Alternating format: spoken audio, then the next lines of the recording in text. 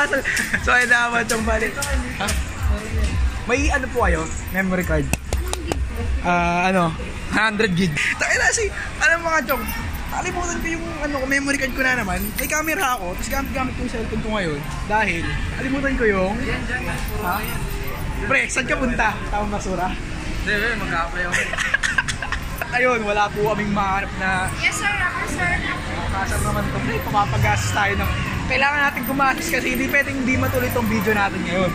So ayun, mission failed po tayo. So lahat ng mga nakita naming memory card sobrang mamahal. So hindi siya practical na bumili ngayon. Kapag pabukas naman natin ito, pre, di ba? Oo naman. So kaya hindi naman tayo nagmamadali. So kita-kits sa... Bukas mas maganda kasi sa SM kami bukas. Oh, pupunta sa SM, di na kami sa Pure Gold bukas. So sa SM kami, so kantahin nyo kami. So wala eh. Medyo minalas tayo. Ngayon, medyo mag-a-apply muna siya. Tapos mag-uusap na kami ng masinsinan na ito.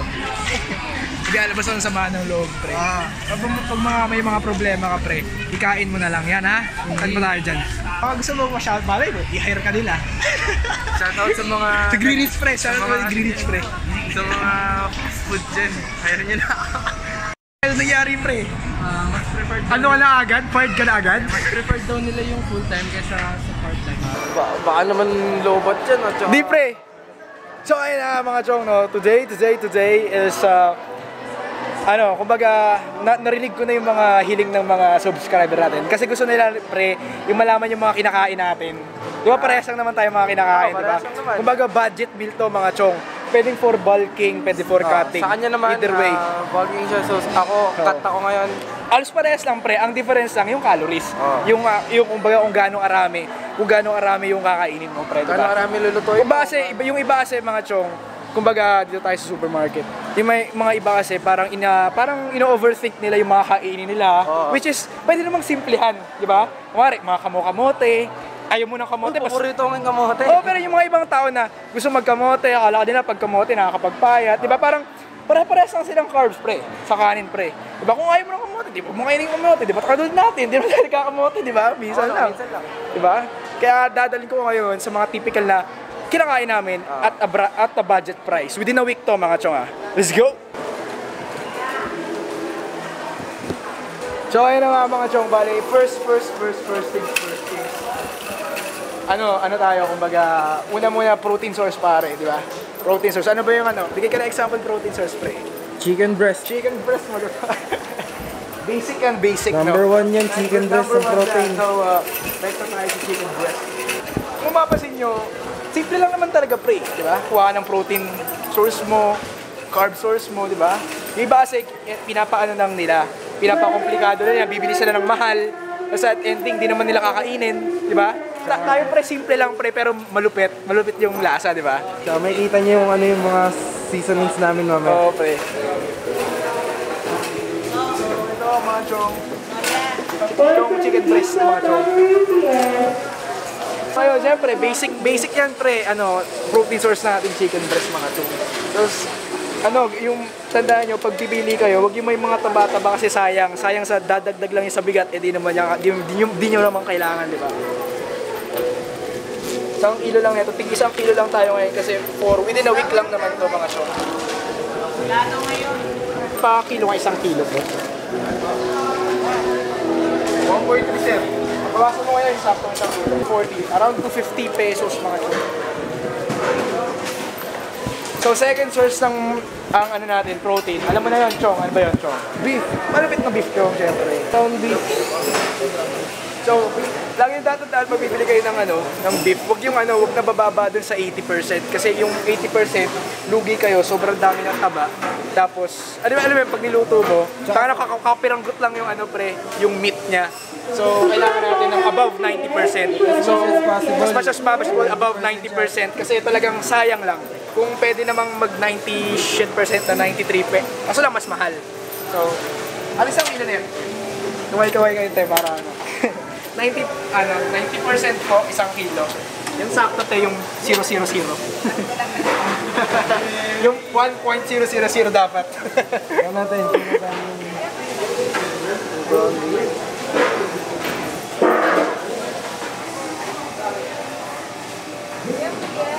So, ayun lang mga chong, ground beef. So, isang kilo lang tayo, Ayun, nadali mo te. Ayan, okay lang te. Maraming salamat kay ate. Te, salamat te ah. Ano ba yan, sir? Totoo ba yan? Oo te, makikita mo yung ano, sarili mo sa YouTube te. Kamay-kamay ka naman dyan te. Kamay kayo kay ate. Salamat. So next source ng itlog, next source ng protein natin is may mahiwagang itlog. Kaso nga lang, tip lang na naman, punta tayo sa itlog shit. Mga Jong, explain ko lang sa inyo kung bakit di ako bumibili ng itlog sa supermarket. Kasi sobrang, hindi naman malaki yung diferensya, pero may diferensya siya pre. Kumbaga, parehas ang itsura niya, parehas na siyang itlog, difference lang yung presyo. So mas mahal, I guarantee na mas mahal dito sa tawag dito. Sige po, dahil po. Kasi kahit ako, doon din ako sa amin bumibili ng itlog. Kumbaga ano pre, mas mahal siya in case dito. Pero kung mayaman na kayo, di ba? Wala naman kayong pakialam sa ano, sa budget ninyo. Eh di dito na kayo bili, mas convenient. Pero para sa akin kasi hindi talaga ako bumibili ng itlog dito. Kasi sa amin yung isang tray, 160 ata di ba 93 yan? Kalahati lang yan pre. Kalahati. Yung sa amin, Actually hindi pa nga kalahati yan pre. yung sa amin 150 yan, isang tray. Isang tray na, di ba? Ang sulit So yan. halos pala, kumbaga sobrang, kung nasa tipid tips lang mga chong, wag kayong bibili ng itlog dito sa supermarket kasi mahal. So pero kung mas convenient sa inyo na bumili dito, eh di bumili kayo. Kaya ayun, third source ng protein natin is itlog. Pero hindi tayo bibili dito dahil nandun yung itlog sa labas, sa palengke. Yung fourth source naman natin is isda. Kung gusto Isda. mo ng isda, So, kung trip nyo ng isda. Another option din, pero ako kasi personally, hindi talaga masyado maisda. Ako kasi, personally, may isda. May isda ka. So, depende na, kanya-kanya trip. Japanese ting. Kanya-kanyang trip lang yan, di ba? So, ako personally, yung main source ko ng protein is yung beef and beef, itlog at saka chicken lang. Ako kasi isda talaga akong bukod sa chicken tsaka beef ako, pero kapag di ko trip mag beef, chicken tsaka isda ako kasi nasanay ako sa isda. Alam niyo na, Japanese things, Japanese yung talagang isda talaga. Minsan, Kanya-kanyang trip lang yan, pre. Di basta gusto yung magtuna. mga source kasi ng proteins yan, mga isda. Yung mga ganun, di ba? Mga white meat, ba, kumbaga. Kanya-kanyang choice lang yan. Kung gusto nyo mag-isda kayo. Pero ako kasi, para sa akin, mas mahal ang isda rin kasi dito sa supermarket, di ba? So, mas mahal siya. Pero depende na sa inyo, trip nyo lang. Pero ako, beef, chicken, saka itlog. At saka kung nagtataka kayo kung bakit wala pa akong whey protein ngayon. Kasi ito lang yan, Chong. Gagawa rin ako ng video niyan tungkol sa whey protein. Kasi ang misunderstanding ng mga iba sa whey protein is nakakalaki, nakakabla-bla. Ang reality, substitute lang yan. Substitute lang yan ng ano ano lang, kumbaga, wari, hindi mas convenient sa'yo na uminom lang. Kasi di ba ang protein shake, iniinom mo lang. So 25 grams of protein na agad yun, di ba? Kumbaga sa compared sa manok, kakainin mo pa. So for convenience, so itatackle ko yan sa next video ko. Convenience lang talaga. So actually hindi talaga siya supplement, kumbaga replacement, kumbaga yun. So ayun, so meron lahat ng protein source natin, ox na. So basic lang yung protein source natin. Dadako naman tayo sa carbs. Huli natin yung fat pre, para matindi. Dako sa carbs. So syempre ang main source ng carbs natin mga Pilipino is may hiwagang kanin pre. Kanin. Diba? May Bigas. hiwagang kanin, bigas. Kasi, honestly, hindi ko isasama yung bigas dito sa budget natin kasi given na yan eh. Yung magulang mo nag-provide niyan eh. Yung magulang, ako kasi, personally ba, nakatira pa ako sa bahay. So, hindi ko siya isama sa, pero depende sa'yo. Pero actually naman, mura lang talaga kasi yung bigas sa atin. Yung iba na mamahalan, pero actually, di mo ba alam pre, pag pumunta sa ibang bansa, ang mahal ng bigas. Alam mo yung nasa pack, tapos mina-microwave pa nila, ang mahal. So, kasi di ba sa Asia, madalas kumukuha yung taga-ibang bansa, usually mga north mga American. So sa Asian sila kumukuha ng bigas. So kaya ang tendency nun, mamahal. Kaya swerte na natin na mura yung bigas sa atin. So other source pala ng maliban sa bigas. So oksa tayo dun sa bigas, sa kanin natin rice. So given na yan. So, hindi ko na siya isasama sa budget natin kasi provided na ng magulang natin yan. So alisin na natin yung bigas. So second source ng kung gusto nyo, mga kamote, mga prutas, diba? As of now, wala tayong kukunin ng fruits and vegetables kasi igagawin natin, keep it simple lang. So, hindi man siya nutritious kasi wala siyang mga, ang tawag dun, micronutrients. Pero, gagawin natin simple at saka mura. So, another source is tinapay. So, highly recommended gardenia kasi isa sa pinakamura pare. Ako talaga, paborito ko talaga yung wheat bread talaga. Wheat bread, chong. Yan, mas ano kasi to, mas marami tong Protein. fiber.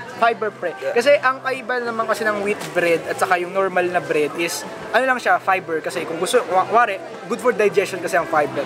So, kung gusto niyo mas healthy, mag wheat bread kayo. Pero kung gusto niyo gawing keep it simple na lang, so yung regular na tasty na lang pare. Sa ano nyo, sa tawag dito. Actually, recommend ko sa inyo yung may mga nutrition facts kasi pag pinapunch nyo to sa MyFitnessPal, makikita nyo. Ang kaiba kasi pag wari, yung tinapay lang sa tabi-tabi. So hindi nyo sure kung ano yung content ng calorie content nila pre, di ba? Una bigas, tapos kamote or fruits and vegetables. Mainly saging kasi yung kinakain natin. Yung ano kasi, yung kamote kasi double purpose siya. Nagkaano talaga siya ng energy. Matagal kasi magstay sa katawan natin unlike sa bigas. Talaga kasi yung kamote. So pangatlo source is bread. So hindi natin as of now, hindi natin bibili niyan kasi hindi yan papasok sa budget natin pre. Kasi kanin lang talaga yung source ng ngayon, ng carbohydrate. So second thing ito, tara. So yung next source ng carbohydrates natin, keep it simple na naman, it's instant oatmeal tayo mga chong. So alam niyo naman kung saan ko ginagamit to, di ba yung sa mahiwagang mass gainer, homemade mass gainer ko. So nakakatulong to kasi pwede naman dual purpose, pwede nyo kainin lulutuin nyo, pwede nyo ihalo sa shake nyo, katulad ng ginagawa ko, so mass gainer siya. So ayun, keep it simple lang mga. Anat alag po ba? Okay po. So ayun, nahuli tayo ng gwardiya. Bawal daw. Anong bawal? Promote ko na nga yung supermarket nyo eh. So ayun, instant oats. So kasama to sa mass gainer ko. So check nyo na lang, ilili ko na lang yung mga, ang tawag dito, recipe ng mass gainer ko down below. So ayun, pang ilan na to? Pang apat. Fourth source ng carbs. So itong instant oats. So ano na tayo, Chong? Fat na tayo, pre. Fat na tayo. So, syempre, may bagong source ng fat. So, action tayo mga chong. So, habang wala yung gwardiya, kapalibutan kayo yung gwardiya. Ayun mga chong. O nga pala, pre. First source ng fat natin is Skippy peanut butter. So, kahit anong peanut butter. Huwag mong tingnan. Nahanap tayo. Ayun, tip ko lang, pag bibili ka ng peanut butter, piliin nyo yung mas mura. Kaso lang, minsan kasi pag mas mura siya, kumbaga, mas hindi siya healthy, more on masyado siyang, mamantika na ewan. Ito kasi, isa kasi yung isang Skippy peanut butter, although hindi siya masyadong maganda in terms of price, pero mas healthy siya mga chong. Wala naman yung word. So ayun, first source of fat natin is siguro ito na lang din, Skippy peanut butter mga chong. Check mo yung kung may another source ng actually fat source ang hindi pala siya fat source. Actually fat source kasi mataas din yung fat niya, yung mga milk. Pero may mga non-fat milk. Pero as of now bulking ako, so hindi ko siya iniintindi. So ahabol natin sa gatas is para in terms of sa mass gainer natin. Kasi shake yun, di ba? So pangit naman kasi lasa pag wala talaga siyang gatas. So tip ko lang sa inyo, pag bibili kayo ng gatas, itong Selecta fortified milk kasi ito na yung pinakamura. Biruin mo 69 pesos lang. Ang habol lang naman natin dito is syempre unang-una calcium, di ba? Calcium, fat, and carbs. So totally wala talaga siyang protein. Kung may protein man, meron pala din 8 grams of protein. Tapos actually, source din siya ng protein, pwede rin. Kasi 8 grams ng fat, 8 grams ng protein. So 14 grams of carbs. So, for calcium lang siya. Another source ng protein pala, kung gusto nyo mas convenient sa inyo, ay yung mga canned tuna. So, pipiliin nyo yung mga, meron ako dito mas malupit na mataas yung protein ba yun? Ito ata, yun San Marino. Minsan kasi hindi tayo sure kung tama yung nutritional facts ng kung tama yung nutritional facts ng mga canned tuna. Pero depende na sa inyo yan. Pero yun nga, mas tataas yung budget ninyo kung pipiliin nyo yung mga canned tuna. Pero mas convenient naman sa inyo sa mga tinatamad magluto dyan. So canned tuna. So ayun mga chong, bali dati, nung mga health conscious pa ako, nagugulay-gulay ako. Actually, nagugulay lang ako kapag cutting ako. Pero as of now, honestly hindi talaga ako nagugulay. Ewan kung bakit. Pero wag naman yun naman ako tularan. Kung trip nyo magulay, syempre, healthy facts din yan, di ba? So, normally, yung mga Normally yung mga gulay na kinakain ko is itong, ang tawag dito? Pechay Bagyo. Pechay Bagyo kasi mura siya. Tapos madali siyang lutuin, di ba? Kasi malambat lang siya, pre. Pwede mo nga lang steam to eh, di ba? Pero syempre, hindi mo pwede hindi kainin tong hilaw. hindi siya katulad ng, yung mahal, lettuce, pre. Chay o kaya string beans, yung green beans na tawag. So, normally, kung gusto nyo yung choices ng vegetables ninyo, itong nire-recommend ko itong pechay and yung string beans kasi, o kaya Baguio beans kasi, ito Baguio beans, pre. Ito Baguio beans. Yan, ito lahat yung Baguio beans. Yan. Ayan yung, kumbaga, isa sa mga mura. Tapos, doon tayo sa prutas. Ayun, next stop is fruits. Highly recommend is yung saging. Kaso nga lang, kung makapansin mo yung mga saging dito, hindi mo magaganda. So, recommend talaga sa inyo is bumili kayo sa labas. Mas mura pa. Compared dito, mas mahal. Tapos, tiyan mo naman, itsura, di ba? Pangit. So, sa labas na lang kayo bumili sa palengke. Hindi na pangit. Hindi, actually, tiyan mo, di ba? Totoo naman, pre. I mean, I'm just saying the truth, man. I'm just saying the truth. I'm just being honest, man. Tips ko lang talaga sa'yo. So, ito yung mga bibili nyo sa labas. Itlog, saging, bigas. Ha? Huwag kayo dito bumili sa loob kasi mahal. Nakalimutan ko pala, isa palang source ng, ng fat natin is yung cheese. So, anong tawag dito? So, the reason why nire-recommend ko to kasi, unang-una sa lahat, nakakadagdag ng calories. Cheese is a fat. So, ang tips ko lang, pwede itong ihalo sa itlog. So, kung napapansin nyo yung mga full day of eating ko, may halong cheese. So, the reason why din, kasi mas convenient to. Kasi, di ba, madali lang eh. Halo mo lang, madali lang matunaw. So, ilang calories ang fat, di ba? So, tips ko lang sa inyo, itong cheese. Tapos, dalawa na bibili natin mga chong. Pero kung nililibre ako ng isa. pero kung tawag dito, wala kayo sa budget is, huwag na kayo mag-cheese. Magawin nyo, may isa pa pala akong tip. Uminom kayo ng mantika. Pero, hindi pre, may YouTuber pre, ginagawa pre, hinahalo niya yung mantika, pero olive oil. Hindi cooking oil pare. Pre, hinahalo niya yung mantika sa shake niya para lang makaproduce ng maraming calories. Kasi for bulking, di ba? So, cheese, pero kung wala sa budget nyo is ialis nyo na to.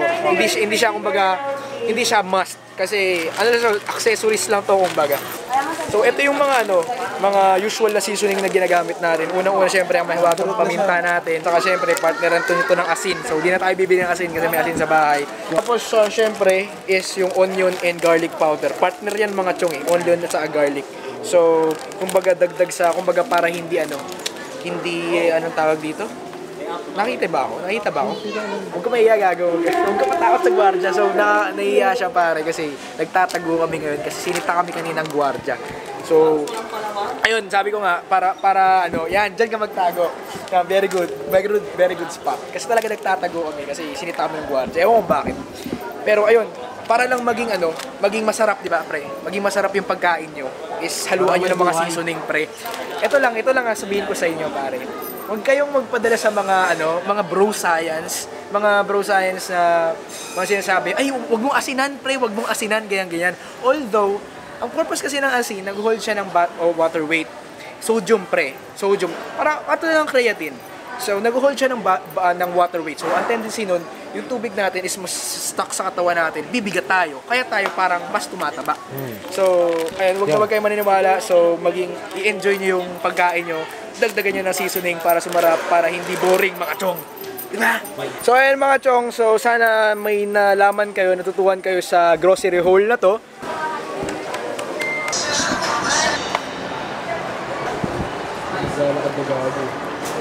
Lobat na po tayo mga chong. So ayaw mga chong, dahil dito ko rin tatapusin. Maraming salamat ulit dito kay Aki sa pagsama. Kahit baliktad yung mukha namin sa screen, okay lang yan. So ayun, last bill ko na siguro to. Kasi actually kahapon, ay hindi ko pala pwede sabihin pa. So ayun, last bill ko na to. So sa mga sa actually highly recommend ito kasi matik ng sa mga bulky. Kasi buy one take one within 89 pesos. Take yan. So, siguro roughly mga 500 to 800 calories to. Roughly estimation lang naman yun. So, kasi hindi siya nakakaumay, hindi katulad ng mga ibang ship na sa baka yaurot sa Turks pare. Ayoko ng Turks pare. Alam mo yung nakakain ng Turks, diba? Pero depende rin eh. May mga Turks na mga konti lang yung nila. Okay. Pero masarap yung Turks sa Sa may Novaliches, bayan yung ano doon. Masarap ba yun? Kaya dito ka lang tatapusin yung vlog na to. Kumuwarap-kurap na naman yung battery natin mga to. So shoutout ulit kay Aki. Mamaya may kita nyo. O nga pala, Video nyo mag-apply ako. o nga pala, tawag dito, anong tawag dun? Yung nakita nyo naman kayo na yung price ng bill natin. Although 1,300 yun, pero yung mga ibang pagkain naman doon tatagal ng 2 to 3 weeks. Ang hindi lang tatagal, syempre yung manok at saka yung baka. Yun lang naman kasi yung manok at baka na yung isang linggo na yun, pang isang linggo yun, yung isang kilo na yun, pang isang linggo yun. So, yun, rough estimation nasa mga 800 to 1,000 pesos within a week. So yung the rest kasi doon tumatagal ng 2 to 3, lalo na yung peanut butter at saka yung oatmeal kasi marami sila. So ayun lang, so actually talaga budget lang talaga siya, budget meal lang talaga siya. Compared kapag bibili ka sa labas ng pagkain sa labas, di ba? So mapapaano ka? Kumbaga yung approach kasi namin ng diet namin dalawa is to keep it simple in Keep it lean, tsaka simple. Lean and simple. at saka mura lang pre. At saka yung sok na sok sa mga Pilipino ngayon, di ba? Yung mga gusto klare, mga hirap magpalaki, di ba? Kumbaga, yung iba bumibili pa ng mga supplement na ewan, di ba? So actually hindi nyo na kailangan ng mga supplement kasi pandagdag lang siya. Kung alam niyo naman sapat na yung pagkain sa bahay, so okay lang yun. Huwag na talaga real foods. Real foods. So umpisa tayo sa real foods. Pero kung hindi enough yung real foods natin, kung hindi convenient, doon na kayo tumamid sa supplement, yung mga mass gainers and protein powders. Mga ganun. Yun lang naman. Ang kaso nga lang kasi, ang reason bakit hindi bumibili ng protein dito is sa atin, sa Pilipinas, mas mura, mas mura ata yung real foods kaysa sa protein. Pero may mga naspatan ako ng mga protein company. Shoutout sa Atlin yun pare. Atlin ako, alam ko yan. Atlin at saka yung yung Wasted? Get wasted? Whale yun. Yung whale.co. Yun yung isa sa mga murang protein dito. So soon, kapag may budget tayo, bibili tayo nun. Or kung isponsoran nyo kami.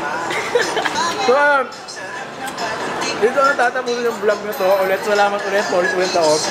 At don't forget to subscribe, like, comment, and share this video. And sana natugon ko yung gusto nyong video na grocery haul. Kung may mga katanungan pa kayo, PM nyo lang ako. And ayun, kita kayo sa susunod na vlog mga chong. Peace!